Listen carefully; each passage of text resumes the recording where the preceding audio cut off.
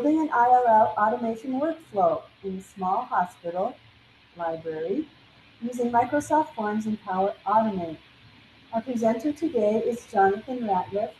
My name is Jean Dolab, and I'm the convener, assisted by Katie Lewis over here on the tech side. This session is being recorded with permission from the presenter. We plan to make these recordings available once captions have been added.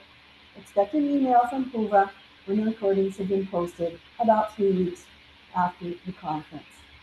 We'll take questions from the room at the end of the presentation and from virtual attendees on HUVA. Our virtual colleagues should post your questions on the HUVA Q&A tab. And don't forget to upvote your favorites. After the session, please complete the survey to enter our prize contest. If anyone in the room is logged into HUVA, please remember not to start this presentation on your device. And now I will turn the room over to Jonathan. Thank you, Jonathan. Thank you so much. I really appreciate that. Yeah, my name is Jonathan Ratliff. I'm the Library Services Program Manager at Samaritan Health Services up in Corvallis, just up the road from here. I'm going to talk a little bit about a project that I undertook at our library shortly after I started there almost 2 years ago. I'll talk about a little bit about our institution in the context of hospital libraries, just to give a little background information for those of you that are not super familiar with hospital libraries or healthcare libraries. I'm sure I can advance. Here we go. And apologies, I'm standing in front of my slides here, but they are all online. So if you're missing anything that might be at the bottom of the slide in the room here, you can find those online. Like I said, I wanted to provide a little background on hospital libraries first. If you haven't worked in one or if you haven't worked with hospital librarians before, for the most part, it's really right there in the name. Hospital libraries are libraries that are embedded into a healthcare system. In some cases, this might actually be a single hospital, but consolidation in healthcare means in a lot of cases, a single library program is serving a regional or a national hospital network. Smaller systems often have a single librarian and may have no other library staff, and that's the case for my library. I am the only librarian in our system, and I don't have any staff, so it's just me, and I wear all the hats, including resource sharing. Something a little more relatable to all librarians, our budgets are small and generally getting smaller, especially relative to the cost of resources. E-journals and e-books dominate our budget by a huge margin, and in our case, our collections are now entirely electronic. So we have a really high level of exposure to rising licensing costs. This means resource sharing is critical as a way to provide access to materials that we can't afford to subscribe to. And another consequence of smaller budgets is that larger scale interlibrary loan solutions are not feasible for our institution. This is a function of scale too. The scope of the volume of requests that we get really don't justify the cost of solutions like that. So like a lot of hospital libraries, we are heavy users of the National Library of Medicine's DocLine service. DocLine is something you may be already familiar with, but it's a resource sharing network and a request routing system that's available from the National Library of Medicine. It's free to join and to participate in for member libraries, and a lot of libraries also lend under a reciprocal free sharing agreement through DocLine. So it works out to be a really great low-cost option for our interlibrary loan lending and borrowing needs. A little bit about our institution. This is a nonprofit healthcare system that operates in 3 counties in the Mid-Willamette and Central Coast areas here in Oregon. The largest of our 5 hospitals is Good Samaritan Regional Medical Center in Corvallis. That's where my office is located in our main library space. There are 4 other hospitals in the system and numerous clinics. There are other facilities. And altogether, we have about 600 providers in addition to medical residents, medical students, nursing and allied healthcare staff, researchers, quality and regulatory compliance people, and a total of about 6,000 staff. My library serves all of those users with a 100% electronic collection, as I mentioned. Our budget doesn't allow us to subscribe to remotely the number of resources that our users request, so we place a big emphasis on making licensed and non-licensed resources easily discoverable, and then providing a really low friction request workflow that's really simple and really visible for people. This includes improvements to our library site, and also encouraging requests as much as we can. When we communicate with people, we really stress to our users that it doesn't matter so much whether we have something, but we can get something if you want it or if you need it. As a result, we do get a lot of interlibrary loan requests relative to the size of our user base. Nonetheless, when I started at Samaritan a couple of years ago, there was no consistent process for users to submit a request for an article, and we had no single place to track all of those requests. Requests came into the library inbox, they were sorted into mailbox folders in Outlook, and that works for the most part because, as I said, it is just me doing 99% of that work. But if, for example, I need to go to a conference in Eugene for a few days and need someone else to handle requests that are coming in or requests that are being filled need to be delivered to their users, that breaks down pretty quickly because those mailbox folders are just on my computer. Those type of requests that we received also revealed a small discoverability problem in that nearly half of them were for resources that we already licensed or were open access. And the lack of a central database of requests meant tracking information for copyright purposes was a lot harder than necessary. So the goals of the project, in brainstorming some potential solutions to these problems, I discovered that our institution had access to Microsoft's Power Automate tool. We were also already using SharePoint for our intranet, and our library website is all on SharePoint. And we had access to Microsoft Forms, which integrates with SharePoint and Power Automate really well. So we were in a good position to leverage those existing tools to make improvements to that workflow. The goal was to create an online request form. And if I had stopped there, that would have been a huge improvement over the existing process, the strategy of which was email everything to the library. But I wanted to take it a little bit further by creating the SharePoint list to track all the form submissions. And then I wanted to use Power Automate to link those two pieces together and add some convenience features like email alerts that would notify me when someone submitted a request. And the hope is that this would actually lower the rate of requests for already available content because we could provide some useful links and hints to search our collections prominently on the form itself. And of course, having an interactive list of our requests would serve as a single source of truth for request status and would make collecting statistics a lot easier on the back end. A quick reiteration of those tools that I use. Power Automate, which I'll look at in a little bit more detail in a couple slides, is a cloud-based tool that allows you to create and automate workflows that connect different services together. Most people probably are familiar with Microsoft Forms, or you've used something similar like Google Forms. Very easy to use, and it integrates well with SharePoint. So it was sort of the obvious choice for creating this form that we needed. And I think calling SharePoint lists a list really undersells the flexibility of this tool. We're actually using it more like a lightweight database in our solution. Lists can have several columns with other data type options, and we're using some of those features pretty heavily to customize a list and make it really flexible for our needs. Excuse me. Brief overview of the development process. I created the request form first and sort of let that inform the shape of the SharePoint list that was then connected using the Power Automate flow. And that flow is triggered anytime the form is submitted. I also made improvements to the request page to gently remind our users that searching for an item in our collections would sometimes mean instant access if we had that subscription already, rather than waiting for me to get it and send it to them. We'll take a look at some of those elements in a little more detail.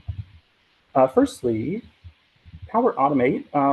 I feel like this is probably the least familiar piece for users, even if you're already using Microsoft tools in your organization. But if you're into the latest tech jargon, you could call this a low-code or a no-code platform for task automation.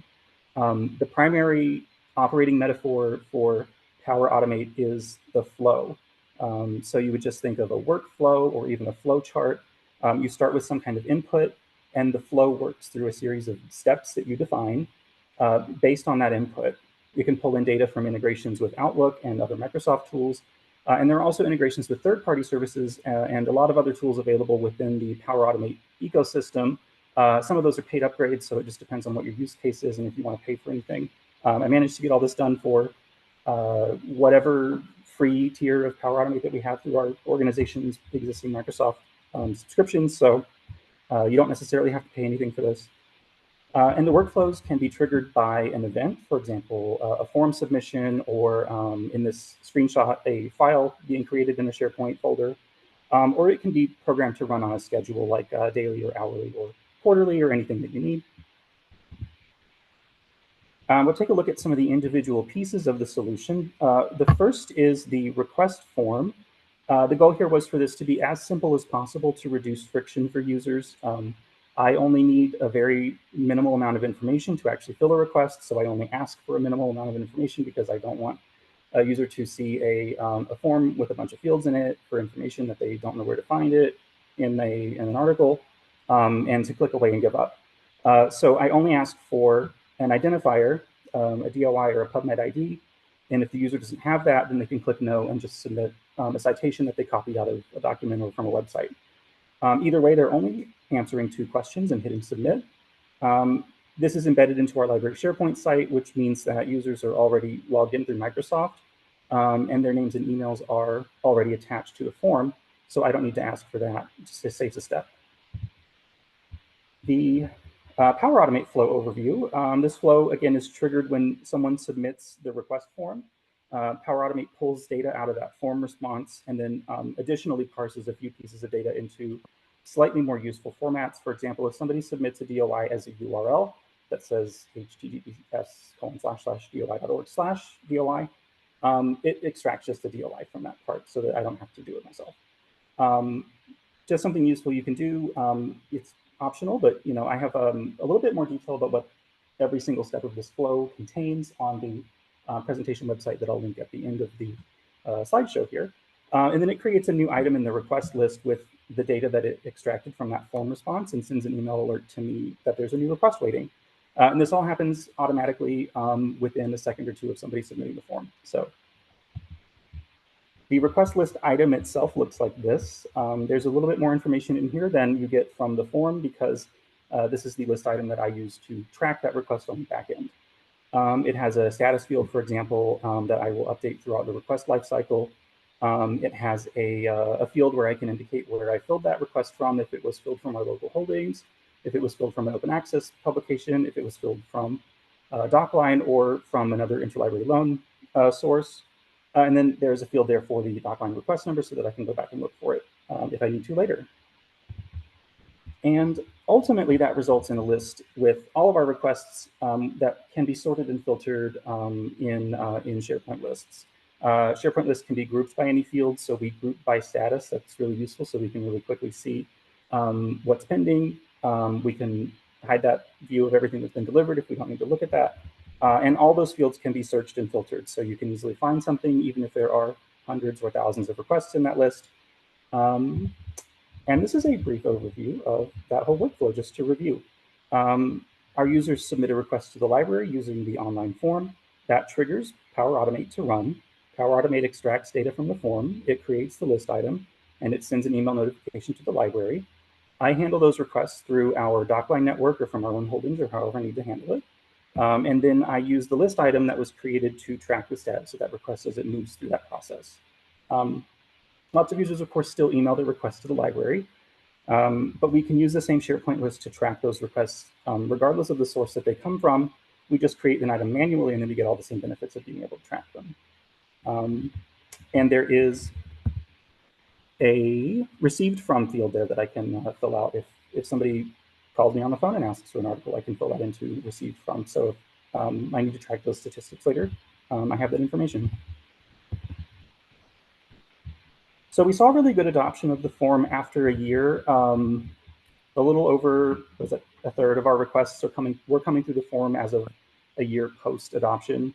That was what I want to call organic adoption because we were really not publicizing this as the new process and we weren't pushing people to use it. That was simply the result of people going on our SharePoint, seeing that there was a form and then using it. So we saw some really good uptake of the form, and then from that, we did see a little bit of evidence that the use of the form resulted in fewer requests for licensed or open access content. That's probably mostly attributable to the fact that users who are already on the website and looking for information on their own are going to exhaust their self-service options before they contact the library for information, but it is a good indication that pushing more people to use the website helps with conversion of our licensed content rather than our getting requests for more things that we already subscribe to. Overall, this was a really big upgrade to tracking email requests using Outlook folders. It might be a worthwhile project for other small libraries if you're already using SharePoint and other Microsoft services to automate some workflow. It doesn't have to be an interlibrary loan workflow. If you have processes that in your institution are resulting in a lot of manual tracking of things, or a lot of sort of dragging things into special folders and a shared drive and sources of information that don't seem particularly easy to share with other people who might be interested in the status of something. Adding a little touch of automation using one of these tools can be really powerful, I think. And I think just empowering yourself to create tools that are useful, that do useful things for you is really important. So it's great to learn about. And for me, that was kind of the big takeaway from this project was it was a really good project to dig into features of Power Automate that I hope will be useful for other things that I'm going to do in the future. Speaking of the future, there are a few shortcomings for this system. For example, developing a form and a workflow in Power Automate that will accept multiple submissions in a single form is challenging. I didn't implement user feedback or more advanced tracking of statistics in my initial attempts. That's sort of on a roadmap for the future. And it also remains to be seen how or even whether we will make much use of this system once we have fully launched a new discovery layer that we've started working towards over the summer. Something that would make this system a lot more useful is, and open up some really interesting possibilities, is integration with Docline, but there's no publicly available API for working with Docline. And a more complete end-to-end solution that would be enabled by something like that, such as having file delivery and some other convenience features, would be really nice, but I'd probably need to take a sabbatical to develop that. So that's on hold. Okay, so as I said, if you want any larger versions of the images in the slides or more details about those Power Automate workflows, including sort of all the formulas and everything, all the technical details, the nitty-gritty, is laid out on the website link here at samler.org/ML24. This presentation was developed out of a poster that I presented at the Medical Library Association annual meeting in May of this year. So that poster is also linked online, so you can do that. And thanks. All right, we will do some questions from you guys in the room. There are no one. There are no one. Fill out the room. Question will be, do you want the mic? Yeah, people I can't hear it. I don't mind for that much. We can all hear, but like, yeah, I realize that now. Oh, let's make sure that we're not unmuted up there. I am unmuted. Okay. You have a question? Yeah, we're good. Okay. Are you ready, Jonathan? Yes. I actually have two questions.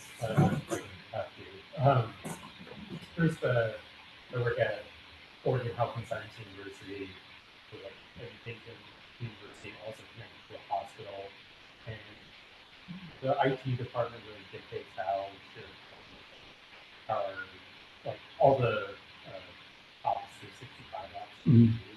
Did you encounter any sort of challenges there, or like, what were you able to just like kind of go with how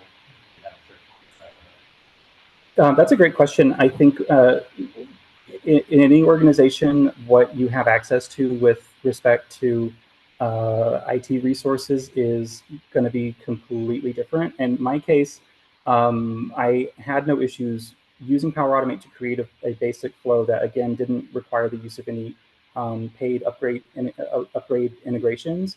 I think that if I had needed a license for anything, I would have needed to submit a proposal, and there would have been an enormously annoying process involved with that. So doing something really simple like that was easy in my case.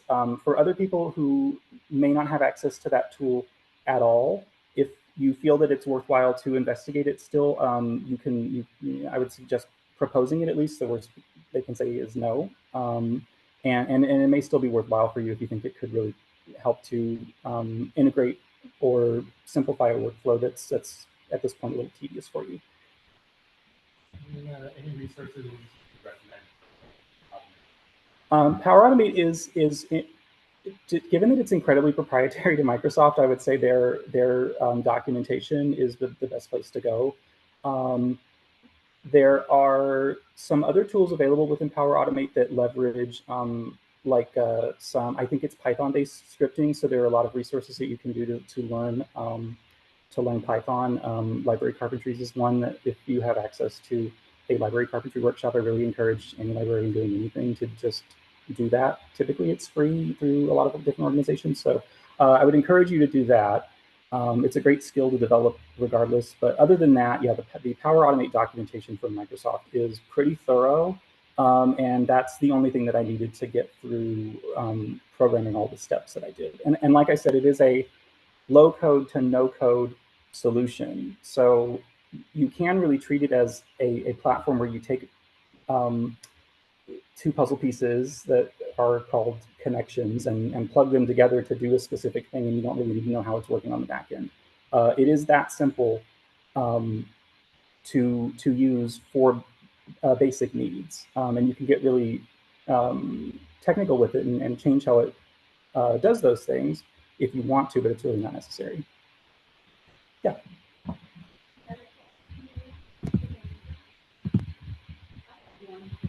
Yes. So how familiar were you with this software before you started doing this work, or was it a learning curve for you? I didn't know what it was before I started. So when I started in my job, I identified a problem of needing to put all of our document delivery requests in a single place for people to view the status of them and update the status of them, and a problem of needing a form to submit those requests to us. But it took just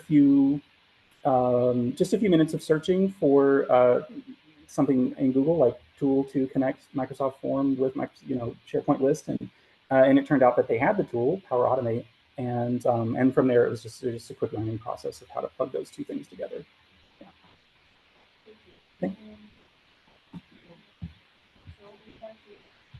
Jonathan for his presentation today, and for those of you online who are attending,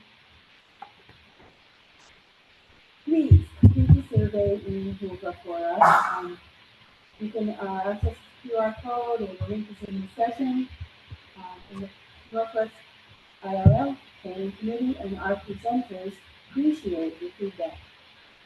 If you want to continue the conversation and have some more questions with Jonathan, you can post in the Hoover, or his details are on the Hoover attendee